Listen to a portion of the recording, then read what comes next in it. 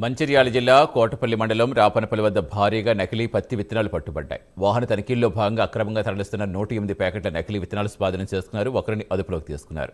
రైతులెవరూ నకిలీ విత్తనాలు కొనుగోలు చేస్తే మోసపోవద్దని ఏసీపీ సూచించారు. ఎవరైనా నకిలీ విత్తనాలు అమ్ముతున్నట్టు తేలిస్తే పోలీసులకు సమాచారం అందించాలని కోరారు.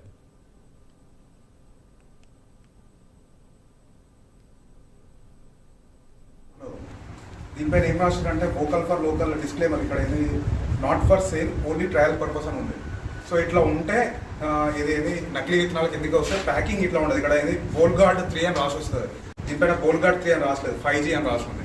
ఇట్లా ఏది ఈ ప్యాకింగ్ కూడా తెలిసిపోతుంది చూస్తాను. ఏంటంటే ఇప్పుడు BT1 BT2 ఇండియాలో 2006లో ఒకటి వచ్చింది, 2007లో కూడా వచ్చినాయి.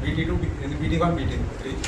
ఇప్పుడు BT3 అని ఇది ఓన్లీ మన దగ్గర ల్యాబ్లో జరిగినాయి, కానీ దీన్ని రిలీజ్ చేయలేదు. ఎందుకంటే ఇది రిలీజ్ చేస్తే ఎన్విరాన్మెంట్కి డ్యామేజ్ అవుతుందని. సో ఇది రిలీజ్ చేయలేదు, కానీ ల్యాబ్లో జరిగినాయి బయటకు వచ్చింది అన్నట్టు. బయటకు వచ్చడంతో రైతులు ఏంటంటే లేబర్ కోసం ఇది లేబర్ ఉన్నది అన్నట్టు. గ్లైఫోసేట్ వేస్తే గడ్డి అనేది చనిపోతుంది. బట్ నార్మల్ BT2లో అట్లా ఉండదు.